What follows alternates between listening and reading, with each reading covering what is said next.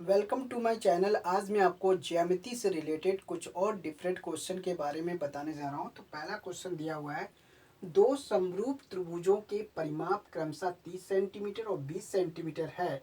यदि पहले त्रिभुज की एक भुजा की लंबाई 12 सेंटीमीटर है तो दूसरे त्रिभुज की संगत भुजा की लंबाई क्या होगी।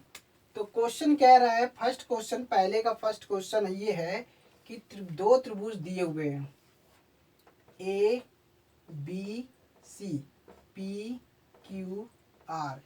दो त्रिभुज हमें दिए हुए हैं। गिवन में जो बता रहे, दो त्रिभुज हमें दिए हुए हैं। दो त्रिभुज जो हैं समरूप है। त्रिभुज ए बी सी जो है समरूप जो है त्रिभुज पी क्यू आर के दिए हुआ है। इनके जो परिमाप है, त्रिभुज का परिमाप क्या होता है? त्रिभुज का परिमाप जो होता है, त्रिभुज की तीनों साइड का जो सम होता है वही त्रिभुज का परिमाप होता है। तो यानी कि कहने का मतलब जो ए बी जो है, A B plus B C plus C A जो है, इनका परिमाप जो है 30 सेंटीमीटर है। और दूसरे त्रिभुज का परिमाप जो है पी क्यू, क्यू आर और पी आर, तो ये दिया है 20 सेंटीमीटर।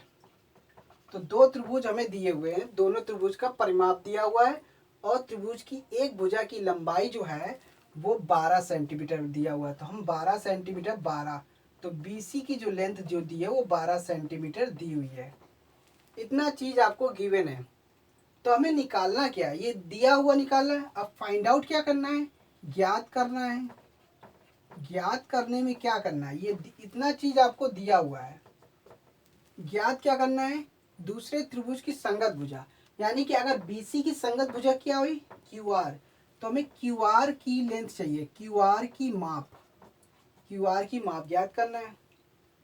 तो इनकी तीनों भुजाओं का परिमाप दिया हुआ है, ये चीज आपको अब इसमें करना क्या है?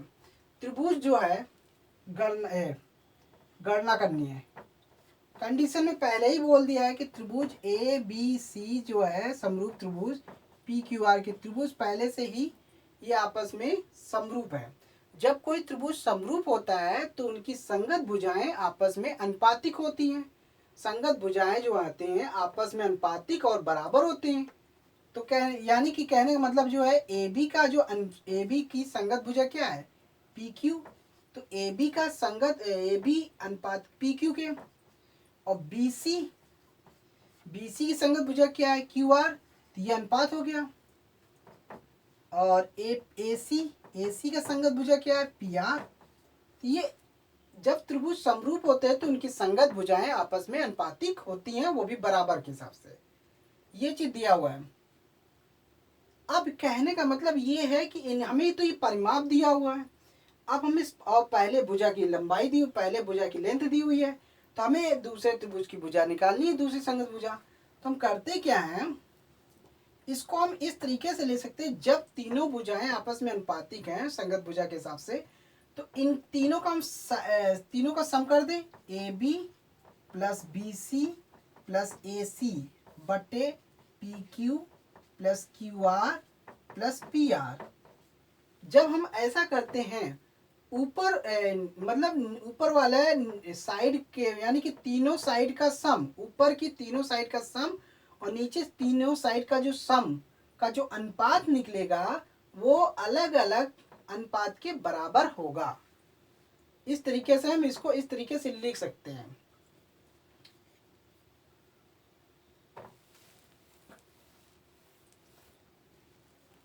अब देखिए, परिमाप दिया हुआ है तो हमें बीसी की लेंथ दी हुई है, तो हम ये वाला अनुपात लेते हैं इसके इक्वल। तो बीसी अनुपात क्यू आर के। और ये जो है A B plus B C plus A C, ये जो है त्रिभुज की तीनों भुजाओं का योग दिया हुआ है, यानी कि परिमाप। तो परिमाप क्या होता है? त्रिभुज की तीनों भुजाओं का योग ही परिमाप कहलाता है। तो 30 सेंटीमीटर दिया हुआ है और दूसरे त्रिभुज का परिमाप भी 20 सेंटीमीटर दिया हुआ है। तो बस इसमें ये चीज निकाल लिया। बीसी, बीसी की लेंथ कितनी दी है? 12। बीसी की लेंथ 12 है। क्यू आर, और ये 0 0 कैंसिल हो गया, बचा 3/2। और हमें क्या निकालना है? दूसरे त्रिभुज की संगत भुजा। तो बीसी की संगत भुजा क्या है? क्यू आर है। बस इतना चीज आपका गिवन था और इसी की मदद से आपको फाइंड आउट किया वैल्यू। अब इसकी क्रॉस मल्टीप्लाई कर दीजिए, 12 × 2/3 is equal to Q R के। 3 चौको 12, 4 दूनी 8 क्यू आर। तो क्यू आर की जो डिस्टेंस आई वो 8 सेंटीमीटर है। तो दूसरे त्रिभुज की संगत भुजा की लंबाई जो निकली वो 8 सेंटीमीटर निकला। वो इस तरीके से कर सकते हैं।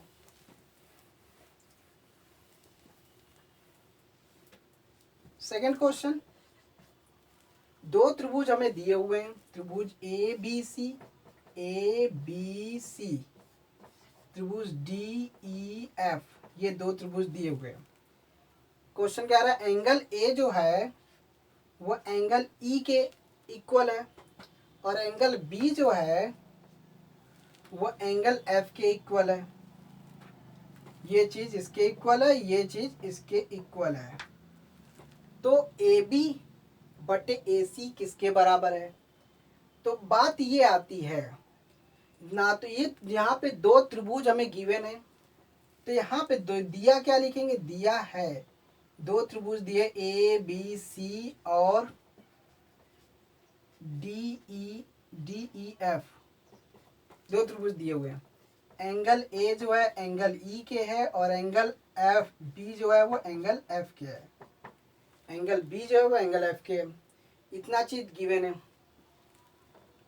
तो हमें निकालना क्या है, हमें ए बी अपान ए सी, तो ज्ञात क्या करना है, ज्ञात करना है ए बी बटे ए सी किसके बराबर, ये इसकी वैल्यू निकालनी है, गणना करनी है। गणना क्या करनी है, तो यहाँ पे क्या करना है, तो पहले त्रिभुज ए बी सी और त्रिभुज डी ई एफ, त्रिभुज दो त्रिभुज तो दिए हुए, यहाँ पे दो एंगल दिया हुआ है। एंगल ए जो है वो एंगल ई के है, एंगल बी जो है वो एंगल एफ के है।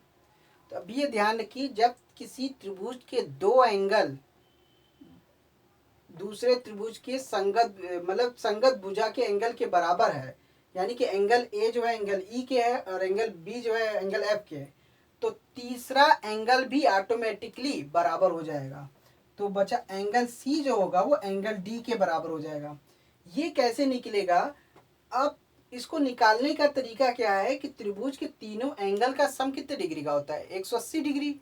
तो त्रिभुज के तीनों एंगल का जो सम होता है वो 180 डिग्री होता है। दोनों त्रिभुज का एंगल निकाल लीजिए, angle A angle B angle C 180 के बराबर है, एंगल डी एंगल ई और एंगल एफ। अब ध्यान से सुनिए, एंगल ए जो है वो एंगल ई के बराबर है, तो ये इससे कैंसिल हो जाएगा, और एंगल बी जो है एंगल एफ के बराबर, तो ये आपस में इक्वल हो गया। तो देखो ऑटोमेटिकली एंगल सी जो होगा वो एंगल डी के इक्वल हो जाएगा। इस तरीके से निकाला गया, क्योंकि त्रिभुज के तीनों कोणों का जो योगफल होगा वो 180 होता है। इस तरीके से हमने ये दोनों भुजा के दोनों एंगल का सम ले लिया त्रिभुज का, इस तरीके से निकला है। तो तीसरा एंगल भी अपने आप बराबर हो जाएगा। तो जब किसी त्रिभुज के तीनों कोण आपस में सेम होते हैं, एंगल सेम होते हैं, तो त्रिभुज जो होता है वो समान कोणिक होता है। और वो जब अब क्या कहते हैं यहाँ पे, त्रिभुज समरूपता का नियम क्या कहता है, जब किसी त्रिभुज में तीनों एंगल सेम होते हैं तो त्रिभुज आपस में समरूप हो जाते हैं। त्रिभुज ए बी सी समरूप त्रिभुज डी ई एफ के, ये चीज दिया हुआ है आपका समरूप हो गया। अब समरूप अगर हो गया है तो समरूप होने पे उसका अनुपातिक क्या रूल्स लगेगा, समरूप पे अनुपातिक रूल्स क्या लगेगा, जब त्रिभुज समरूप हो गया है तो उसका अनुपातिक नियम का भी फॉलो करेगा। तो यहाँ पे ए बी जो है, ए बी का जो अनुपात निकलेगा, ए बी का जो अनुपात होगा वो ई एफ के होगा। ए बी की जो संगत भुजा होगी, ए बी की जो संगत भुजा होगी ये होगी ए बी की संगत भुजा, ए बी की संगत भुजा ई एफ, ए बी की संगत भुजा ई एफ हो गई। और ए सी की संगत भुजा, अब बचा ए सी, ये ए सी है, यहां से लिया गया ए सी, तो इसकी संगत भुजा क्या हो जाएगी, इसकी संगत भुजा ईडी हो जाएगी। इसकी संगत भुजा जो होगी वो ईडी के हो जाएगी। इस तरीके से निकला। अब हम इसका और इसका अनुपात अगर ले लें ए बी बटे ए सी, तो ई एफ बटे ई डी के हो जाएगा। तो यानी कि इसका और इसका आपस में अनुपात लेते हैं तो नीचे वाले का अनुपात ऊपर वाले का अनुपात और नीचे वाले के अनुपात के बराबर हो जाता है। तो इस तरीके से इसको क्रॉस मल्टीप्लाई भी करके आप निकाल सकते हैं कि इस तरीके से आपको निकालना क्या ए बी बटे ए सी। तो हमें ए बी बटे ए सी को एक तरफ करना था और ई एफ और ई डी एक तरफ कर दिया। तो इसका मतलब क्या हुआ, ए बी और ए सी का जो अनुपात होगा वो ई एफ और ई डी के बराबर होगा। बस यही चीज पूछ रहा है।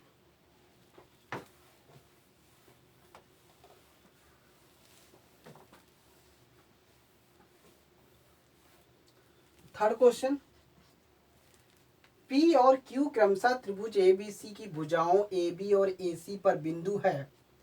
अब देखिए त्रिभुज ए बी सी, त्रिभुज ए बी सी, ए बी और ए सी पर दो बिंदु हैं। ए बी पर है पी और बी सी पर है क्यू। ए बी और ए सी पर दो बिंदु, ए बी और ए सी पर बिंदु है क्या, पी और क्यू। तो पी और क्यू है ये। यदि AP की जो लेंथ है वो AP की जो लेंथ है वो 2 सेंटीमीटर है, PB की जो लेंथ है वो 4 सेंटीमीटर है, AQ की जो लेंथ है वो 3 सेंटीमीटर है और QC की जो लेंथ है वो 6 सेंटीमीटर है। इस तरीके से दिया हुआ है। तो सिद्ध कीजिए कि जो BC की जो लेंथ होगी, ये BC की जो लेंथ होगी वो PQ के 3 गुना होगी। तो अब ध्यान से देखिए, दिया है इस टाइप के क्वेश्चन को, दिया में क्या लिखेंगे हम, दिया में ये लिखेंगे P और Q क्रमशः ए बी सी की भुजाओं ए बी और ए सी पर बिंदु दिए हुए हैं। AP 2 centimetre, PB 4 centimetre, AQ 3 centimetre, QC 6 centimetre. इतना चीज आपको गिवन में दिखाना है। अब प्रूफ क्या करना है, मतलब कि सिद्ध क्या करना है, सिद्ध करना आपको ये प्रूफ करना है। तो BC जो है वो 3 PQ के है, ये चीज आपको लाना है। अब उत्पत्ति यानी कि प्रूफ क्या करना है, सीधा क्या करना है, अगर हम इनकी भुजा का अनुपात आपस में अगर सेम है, जब सेम हो जाएगा तो त्रिभुज, जब सेम होगा तो त्रिभुज आपस में, दो त्रिभुज यहाँ पे बन रहे हैं APQ और ABC। तो हम यहाँ पे क्या करते हैं, यहाँ पे अनुपातिक वाला रूल्स अगर हम लगा दें, यहाँ पे त्रिभुज समरूप नहीं है, हमें पहले त्रिभुज को समरूप करना है, समरूप करेंगे तभी अनुपातिक होगा। तो हम क्या करते हैं, यहाँ पे देखेंगे कि AP और, क्योंकि हमें लाना है BC और PQ के, तो अगर हम आधी डिस्टेंस और पूरी डिस्टेंस लेके करते हैं तब, तो AP बटे AB, AP की लेंथ दी हुई है 2 और AB की लेंथ दी है, AB की लेंथ मतलब 2 + 4 हो जाएगा, तो 2 + 4 मिलके 6 हो जाएगा। तो 2 × 1 = 2, 2 × 3 = 6। ये इक्वेशन फर्स्ट हो गया।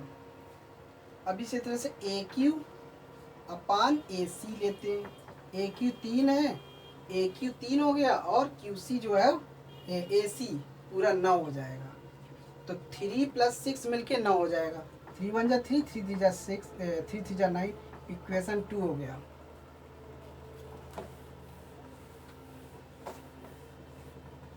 अब ध्यान से देखिए, यह भी अनुपातिक के रूल्स को फॉलो नहीं कर रहा, बस हमने आप क्या निकाला, हमने सिर्फ AP बटे AB निकाला और AQ बटे AC निकाला। बस ये निकाल के इसकी वैल्यू निकालना है, दोनों की वैल्यू सेम आ रही है।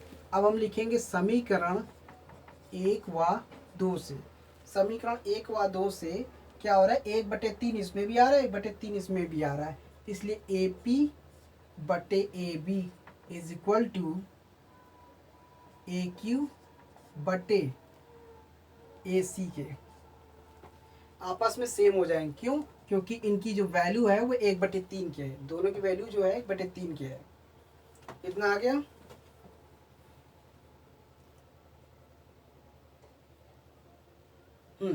ये आ गया। अब ध्यान से देखिए, एंगल जब किसी भी त्रिभुज के दो संगत भुजाएं आपस में अनुपातिक हों तो यहाँ पे angle P A Q is equal to angle B A C. Angle P A Q angle B A C. क्यों? क्योंकि एंगल ए जो है, angle is A common. Angle A जो है एक कॉमन है, तो एंगल ए जो है दोनों में कॉमन है, क्योंकि एंगल ए जो है वो पी ए क्यू में भी आ रहा है और बी ए सी में आ रहा है, तो दोनों का सेम हो गया। तो जब किसी त्रिभुज की दो संगत भुजा अनुपातिक होती हैं और साथ में अगर उनका एक एंगल अगर आपस में सेम है यानी कि कॉमन है, तो क्या होता है, इस कंडीशन में त्रिभुज जो होता है समरूप हो जाता है। त्रिभुज ए बी सी जो है समरूप त्रिभुज ए पी क्यू के हो जाएगा। तो यानी कि त्रिभुज जो होगा, ये वाला त्रिभुज जो होगा पूरे त्रिभुज के समरूप हो जाएगा। अब जब त्रिभुज समरूप हो जाता है तब उस कंडीशन में क्या करते हैं, जब त्रिभुज समरूप होता है तो उस कंडीशन में जब त्रिभुज आपस में समरूप हो गया, समरूप होने पे तो इनकी संगत भुजाएं जो होती हैं आपस में अनुपातिक होती हैं। तो हम इसको इस तरीके से ले सकते हैं, जब ये तो ऑटोमेटिकली हो गया, तो हम इसको इस तरह से ले सकते हैं कि B C A P Q बटे बी सी के, पी क्यू बटे बी सी जो है इसको हम ए पी बटे ए बी के कर सकते हैं। पी क्यू बटे इस वाला हमें ये चाहिए ना, बी सी और पी क्यू चाहिए, तो बी सी का पी क्यू बटे बी सी इक्वल जो होगा ए पी बटे ए बी के। क्यों? जब त्रिभुज समरूप हो जाते हैं तब ये नियम लगाते हैं। अब यहाँ पे पी क्यू बटे बी सी, तो ए पी बटे ए बी की वैल्यू क्या है, 1/3। इसकी वैल्यू हमने यहाँ से उठा ली। अब बी क्रॉस मल्टीप्लाई करते तो बी सी क्रॉस मल्टीप्लाई करने में B C is equal to हो जाएगा 3PQ के। यही आपको प्रूफ करना था। तो बस आपको कंडीशन ध्यान रखना है कि आपको करना क्या है। सबसे पहले त्रिभुज को समरूप करना है और समरूप हो जाने पे अनुपातिक का रूल्स फॉलो कर देगा, अनुपातिक का नियम अपने आप लागू हो जाएगा। तो thanks for watching my video. धन्यवाद।